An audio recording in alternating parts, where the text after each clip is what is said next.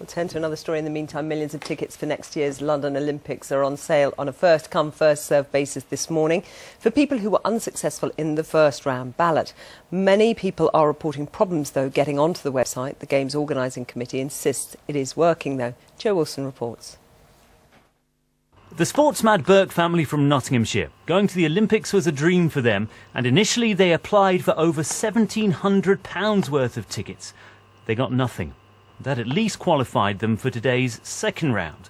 First thing this morning, there were still plenty of tickets left for the football. 1.7 million, in fact, as well as boxing and sailing. There were a few tickets available for basketball, as well as other sports such as rowing and athletics. But if you were hoping to watch Rebecca Adlington, forget it. Swimming already sold out, as were track cycling and diving.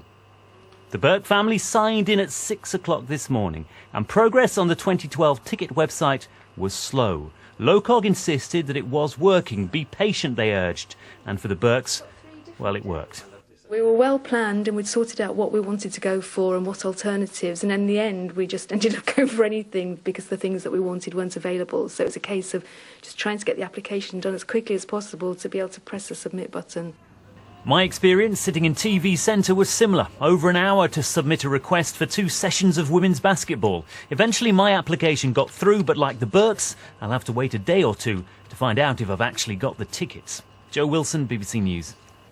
Well, let's get more on this. We're joined by Edward Parkinson, who's director of the ticketing website Viagogo UK. Thanks very much for coming in, Edward. What's your experience this morning? Well, it's certainly been a big rush for tickets. We've been predicting that today would be the biggest ever rush for tickets in UK history. We've certainly, Frantic Friday we're calling it even, we've certainly seen some big rushes in the past. Take that and Robbie Williams getting back together for their reunion tour, which had huge demand when it went on sale and is now selling many a day.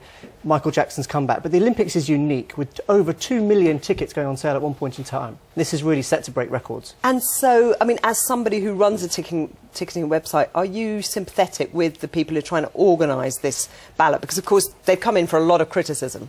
They have. It is obviously very complex to organise the ticketing for such a huge event. This is a once-in-a-generation event and the biggest event in UK sporting history. So I am somewhat sympathetic. There's a number of ways to distribute tickets. You can run a ballot, you can do it on a first-come, first-served basis, or you can auction them off to the highest bidder. And they've chosen, I think, in the interest of fairness, to take 2 of those approaches. There may have been glitches along the way, but I think ultimately the tickets will get sold and people will be in the seats. So you think some of the criticisms are what, unfair? I think they're fair. The consumer experience hasn't been great in certain circumstances, but overall I think what you've got to realise is that people will get their tickets, people will be at the event, and that's what we're trying to get at the end of the day. And so for those who don't get their tickets this morning, who either for reasons, technical reasons to do with their, they forgot their password or their computer's working slowly or whatever, what's your advice to them? Well, certainly keep trying today because the website's there and tickets are still available. If they are unlucky during this process, this next round, there will be a third round according to the organisers where tickets will go on general sale. And of course, at some point in the future, there'll be a resale service which will be opened.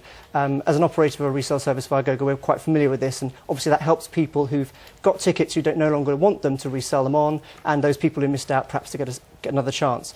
Beware of the scam sites. We've heard about sites in foreign countries offering tickets for sale. Unfortunately, with these high-demand events, that's when the fraudsters come out of the woodwork. So be very careful that you're on an official site and you know where you're buying from. And is there a strategy for people? Do people have to be realistic about what's achievable in terms of this point in time, i.e. that they're probably not going to get the 100 metres men's final? I think that's a good point. Many of the very popular events are now sold out, so it really is a case of understanding what's available and just trying to get, trying to hedge your bets and see if you can get something at this point. And then, as you say, at the end of the day, this is not the last opportunity. People shouldn't be too desperate if they don't get it this time. There'll still be a couple more opportunities. That's right. People shouldn't be despondent. There will be other opportunities in the future. Of course, when people buy tickets 12 months in advance, their plans will change. They'll have tickets they want to sell on. And so it's very likely that more tickets will become available, even perhaps for those very popular events like the men's 100-metre final.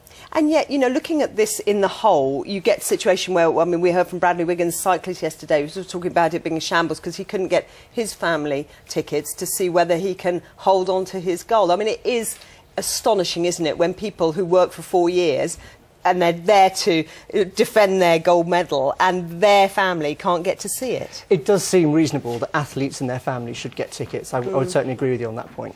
We're going to leave it there. Thanks so much for coming in. Thank you.